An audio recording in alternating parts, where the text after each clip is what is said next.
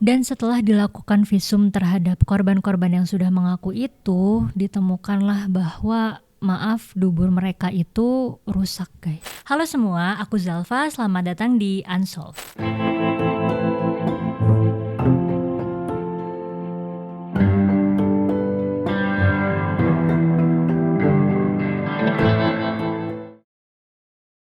Jadi kemarin sempat ramai banget dibahas kasus PDD, kayak seluruh dunia membicarakan hal itu gitu ya. PDD ini melakukan kekerasan seksual dan segala macamnya, dan ditemukan juga ada 1000 botol baby oil kan di rumahnya. Nah, dan ada kasus serupa yang terjadi di Indonesia guys, tapi bedanya orang ini tuh menggunakan minyak zaitun, hand body, dan lotion anti nyamuk.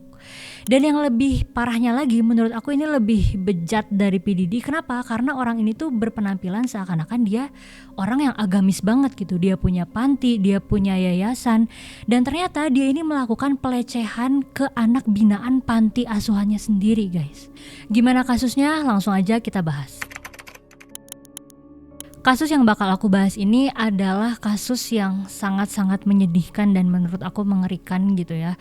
Karena ini tuh terjadi di panti asuhan dan korbannya ini bisa diperkirakan mencapai 41 orang guys. Kejadian ini tuh terjadi di panti asuhan Yayasan Darussalam An-Nur yang letaknya itu ada di Kelurahan Kunciran Indah, Kecamatan Pinang, Kota Tangerang.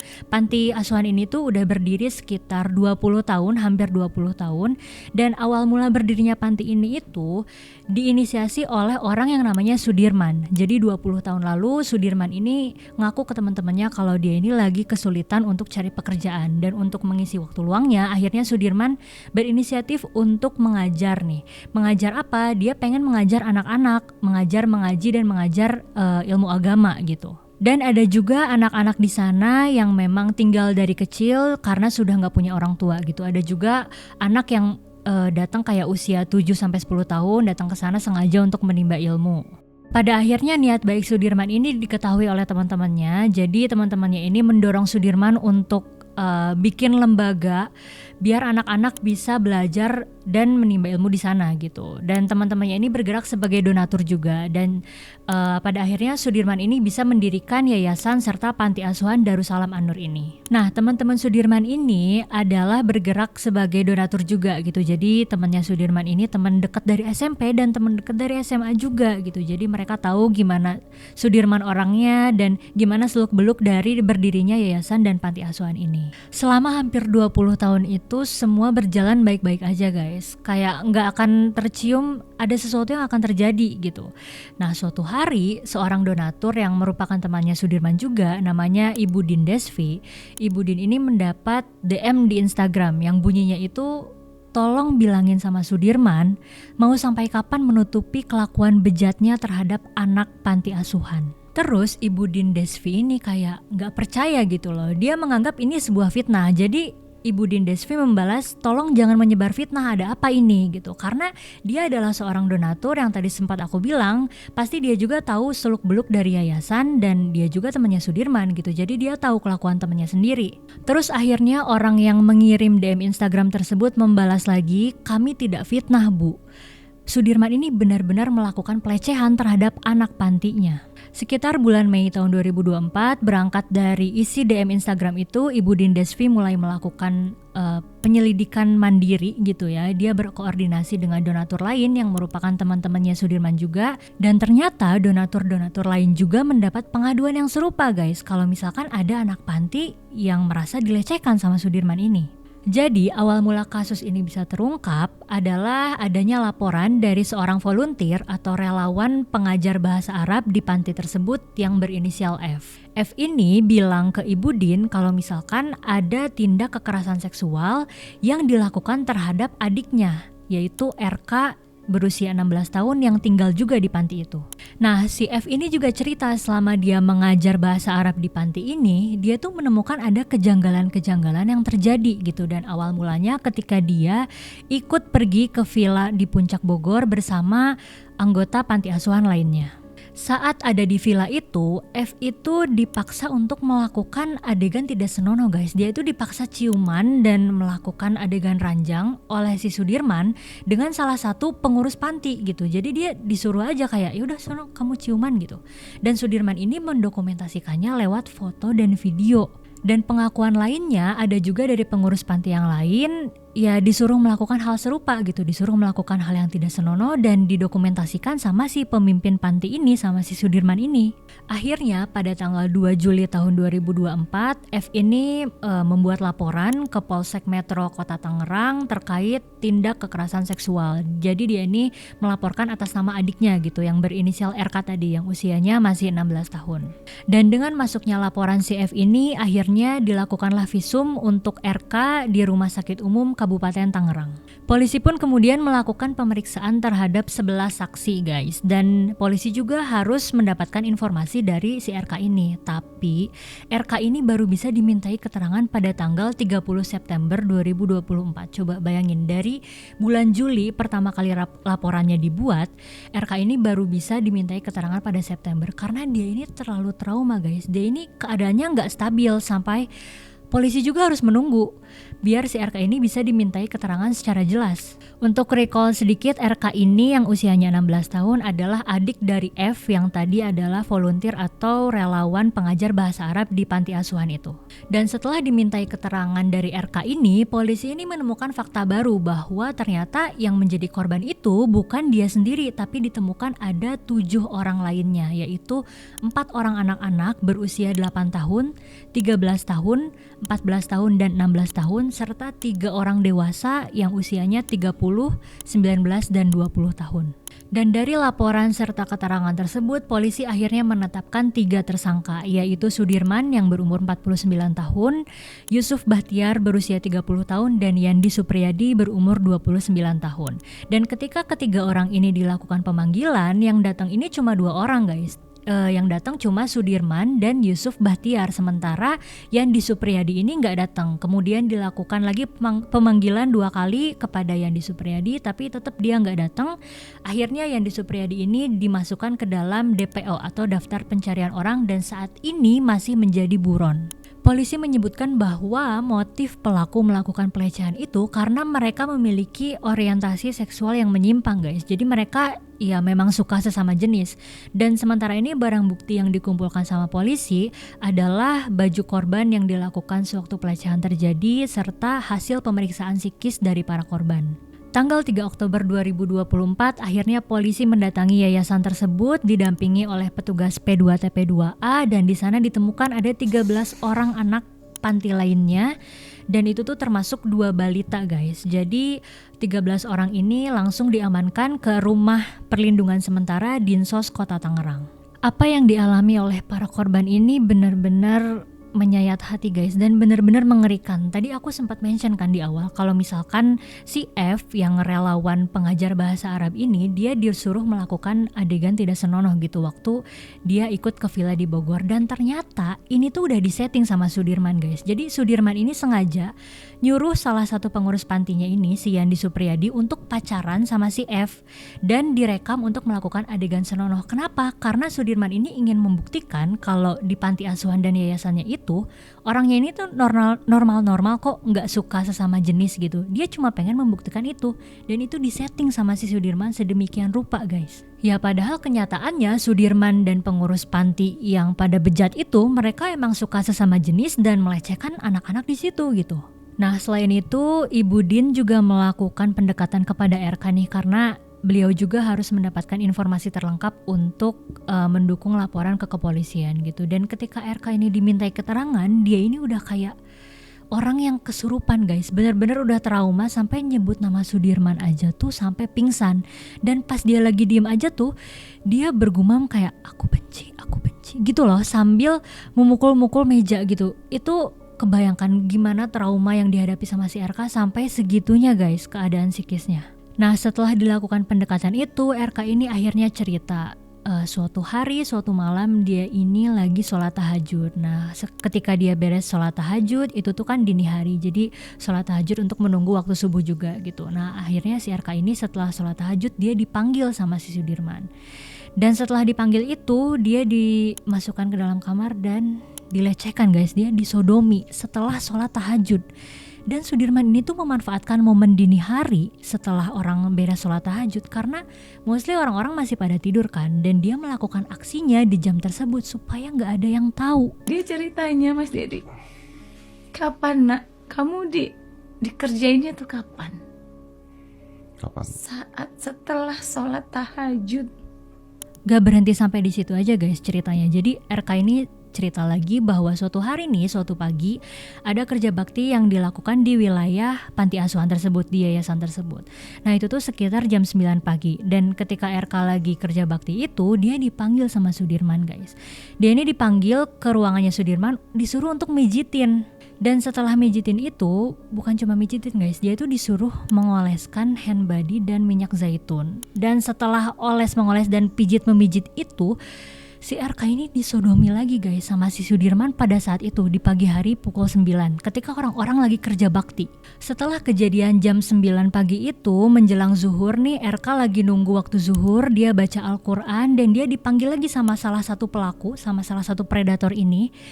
Dia dipanggil dan ya dia disodomi lagi guys, dia dilecehkan lagi. Padahal dia lagi baca Al-Quran dan lagi menunggu waktu sholat zuhur.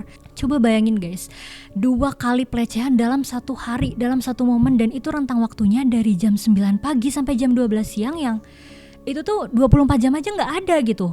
Terus guys, yang parahnya lagi, si Sudirman ini tuh mendoktrin anak-anak ini dari kecil untuk gimana ya, untuk ketemu dia tuh nggak ada boundariesnya sama sekali. Jadi ketika anak-anak ini ketemu sama Sudirman, dia itu harus cium tangan, cium pipi, cium kening, dan cium bibir. Coba kalian bayangin, anak sekecil itu kayak umurnya masih 6-10 tahun, diajarin dari kecil harus seperti itu, nggak ada boundaries sama sekali, nggak ada batasan, dan itu tuh udah dianggap lumrah sama anak-anak di sana. Itu yang bikin bahaya guys, karena kita aja sama orang asing itu harus punya boundaries, harus punya batasan. Dan yang gak orang asing lah, guru sama murid pun harus ada batasan gitu. Dan ini Sudirman mengajarkan hal tersebut ke anak-anak yang masih kecil. Dan karena ketidaktahuan anak-anak ini guys, salah satu pengurus panti itu ngadu nih ke Ibu Din kalau waktu dilecehkan ini anak-anak ada yang merasa tersiksa, ada yang merasa kayak gak nyaman gitu, tapi ada juga yang merasa itu adalah hal yang enak guys. Coba bayangin betapa mirisnya. Jadi si Sudirman ini udah ngedoktrin kayak apa gitu, sampai anak-anak tuh bisa ngerasa itu adalah hal yang wajar, hal yang enak gitu. Dan berapa kali juga pelecehan yang udah sering dilakukan di panti itu. Dan Sudirman ini juga melakukan itu semua hanya untuk memenuhi hasrat dan nafsunya guys. Dan katanya Sudirman juga memberi iming-iming kepada korban berupa uang, handphone, fasilitas makan, jalan-jalan. Jadi anak-anak itu merasa itu hal yang menguntungkan gitu. Mereka dikasih sesuatu sebagai timbal baliknya. Sudirman si pemimpin panti ini juga dikabarkan banyak menjalin asmara dengan pengurus panti lain yang sesama jenis. Dan katanya Sudirman juga hobinya nonton film porno guys, dan pernah kegap sama pengurus pantinya sendiri. Terus diketahui juga bahwa ternyata anak-anak yang datang ke panti itu tuh bukan datang sendiri gitu. Mereka mau menimba ilmu atau misalkan yang gak ada tempat tinggal. Enggak guys, jadi Sudirman ini seakan-akan dia mencari mangsa. Dia ini pergi dari satu daerah ke daerah lainnya. Dia ini mencari anak-anak yang sekiranya usianya masih sekitar 6-10 tahun. Dia narik anak-anak itu, diiming-imingi sesuatu biar bisa ikut ke yayasan dan ke pantinya. Terus dia juga gimana ya, kayak sosialisasi ke ibu-ibu yang misalkan lagi bekerja di sawah, bekerja sebagai pedagang, biar gak ribet gitu, anaknya udah ikut aja di panti sama saya, kata Sudirman kayak gitu. Dan dalam melancarkan aksinya ini, Sudirman itu menurut Ibu Din, dia yang gak menurut Ibu Din, menurut aku juga, dia hanya memakai kedok agama. Dan dia itu ya pura-pura cinta sama anak kecil aja gitu. Tapi cintanya ini bukan cinta yang pure kasih sayang tulus, tapi ya cinta dengan konotasi negatif deh. Dan sebenarnya yang jadi PR buat orang-orang yang ikut menangani kasus ini ya kayak donatur dan orang-orang yang terlibat untuk menyembuhkan psikis dari korban adalah gimana caranya untuk menyembuhkan anak-anak yang merasa hal itu tuh normal gitu, suka ke sesama jenis. Karena ternyata dilaporkan juga bahwa ada anak yang melakukan hal serupa ke anak yang lebih kecil di panti asuhan. Jadi dia melakukan itu di kamar mandi dan dia ngaku sendiri guys. Jadi dengan kejadian itu Sudirman tuh seakan-akan menciptakan hal yang gila deh pokoknya, kayak rantai yang gak ada habisnya gitu. Dia seakan-akan mengajarkan untuk suka sesama jenis dan hal itu tuh dianggap lumrah. Dan setelah kejadian ini juga banyak anak binaan panti asuhan yang dipulangkan ke tempat asalnya guys. Ada yang di Maluku, ada yang di Tasik, ada yang di Garut, pokoknya berbagai daerah gitu. Nah ini yang jadi PR adalah karena mereka itu pulang dengan keadaan trauma dan mereka tuh ngakunya mereka normal, tapi kan itu yang harus ditelusuri lebih lanjut guys. Jangan sampai ini tuh jadi rantai yang gak ada habisnya gitu. Jangan sampai mereka menyebarkan juga nih kayak pengajaran jelek tentang penyuka sesama jenis di tempat mereka masing-masing. Nah waktu itu juga salah satu pengajar di panti ini udah tahu kejadian pelecehan ini tapi belum dilaporkan ke polisi gitu. Jadi dia melakukan diskusi ya secara kekeluargaan gitu di panti asuhan dan dia ini memanggil dua pelaku yaitu Yusuf dan Yandi ini. Terus pengajar ini nanya ke mereka berdua, kenapa sih kayak jahat banget dan tega banget mau ngelecehin anak-anak panti sendiri yang diasuh sama mereka gitu. Dan gilanya salah satu dari pelaku itu bilang kalau ya daripada anak ini keluar dari panti gitu-gitu aja mending dipakai dulu, karena dulu juga saya dilakukan hal yang sama. Menurut aku ya guys, dia ngaku kayak gitu tuh dengan keberaniannya itu biadab sih. Nah dengan pernyataan si salah satu pelaku tadi, Ibu Din juga yakin bahwa si Yusuf dan si Andi ini dulunya dari kecil mereka itu tinggal di panti asuhan itu sama Sudirman. Dan ketika mereka udah besar nih, karena udah diajarkan untuk suka sesama jenis yang gila banget itu, nah Sudirman ini menjadikan mereka pengurus panti untuk nantinya bisa dijadikan kaki tangan Sudirman dalam menjalankan aksinya untuk melecehkan anak-anak panti. Ada juga pengakuan korban lain yang masih kecil banget, masih di bawah umur. Dia ngaku kalau misalkan dia diruda paksa dalam satu waktu oleh 2 orang. Terus ada juga pengakuan korban lain yang dia bilang waktu itu dia lagi sakit dan lagi ada di ruangan terpisah sama orang-orang lain. Karena kalau misalkan lagi sakit tuh orangnya dipisahkan di ruangan lain biar bisa istirahat guys. Tapi di ruangan itu anak itu bukannya istirahat tapi malah disodomi guys, malah dilecehkan sama salah satu pelaku. Dan pengakuan dari korban-korban lainnya itu motif pertama Sudirman melakukan pelecehan ini adalah motifnya mengoleskan lotion anti nyamuk. Jadi mereka itu kayak dikumpulkan gitu malam-malam untuk dipakein lotion anti nyamuk bareng-bareng, mulai dari paha ke betis. Dan kalau misalkan anak-anak ini udah tidur lelap, bukan paha dan betis lagi yang dipegang sama Sudirman tapi kemaluannya guys. Dan setelah penetapan tersangka oleh polisi, sebenarnya masih banyak lagi laporan yang masuk ke para donatur termasuk ke Ibu Din, dan sekarang tercatat udah 23 orang korban yang melapor dan kemungkinan akan bertambah karena masih ada juga anak panti yang belum dilakukan asesmen terhadap kasus ini. Dan setelah dilakukan visum terhadap korban-korban yang sudah mengaku itu, ditemukanlah bahwa maaf, dubur mereka itu rusak guys. Salah satu korban yang sekarang ada di suatu tempat yang insya Allah aman gitu ya. Saya aman kan ada beberapa korban yang antara lain sudah divisum dan hasilnya terbukti duburnya mengalami kehancuran gitu, kerusakan. Dan polisi juga bilang bahwa hukuman bagi para pelaku ini bisa 5-15 tahun, tapi menurut aku itu kayak pendek banget dan gak setimpal gitu. Dan polisi bilang kalau misalkan kasusnya memang sebesar itu tuh bisa ditambah 1/3 dari masa hukumannya, bisa ditambah lagi gitu. Dan setelah penyelidikan ini juga terungkap bahwa panti asuhan yang didirikan oleh Sudirman ini sifatnya ilegal guys, karena dia ini kan punya yayasan dan panti asuhan, dan yayasan dan panti asuhan itu adalah 2 lembaga yang berbeda. Jadi dia punya izin untuk mendirikan yayasan, tapi izin untuk mendirikan panti asuhan ini nggak ada guys, nggak tercatat di Dinsos. Jadi ternyata selama 20 tahun Dinsos Kota Tangerang juga kecolongan ya ada panti asuhan ilegal yang ternyata melakukan banyak pelecehan terhadap anaknya.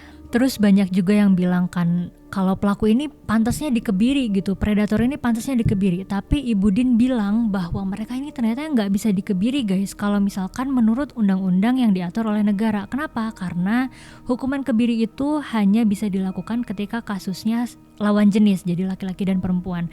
Dan untuk kasus sesama jenis ini belum ada UU atau undang-undang yang mengatur, jadi ya para pelaku ini nggak bisa dikebiri. Dan kasus ini masih akan terus berkembang karena masih ada 1 orang yang masuk DPO juga, masih jadi buron sampai sekarang. Dan para pelaku juga harus ditahan 120 hari dulu baru bisa dilakukan persidangan gitu. Dan semoga ya korban-korban mendapatkan keadilan yang seadil-adilnya dan mereka bisa segera pulih psikisnya, dan para pelaku ini bisa dihukum dengan hukuman yang setimpal guys. Jangan cuma di penjara ya, menurut aku kursi listrik juga oke sih. Nah jadi segitu dulu guys kasus dari pelecehan panti asuhan yang ada di Tangerang ini, dan selebihnya mungkin nanti akan ada update. Dan aku mau tahu nih gimana tanggapan kalian soal kasus ini, boleh komen di bawah. Dan kasus-kasus apa lagi yang kita bahas nanti boleh kalian juga komen di bawah. Terima kasih buat semua yang udah nonton. Mohon maaf kalau ada salah-salah kata, dan maaf juga kalau misalkan pembawaan aku tadi agak ngegas gitu ya, karena aku terbawa emosi dengan kasus ini yang benar-benar gila. Terima kasih semuanya yang udah nonton. Sampai jumpa di episode Unsolved berikutnya. Aku Zalfa, pamit. Dadah.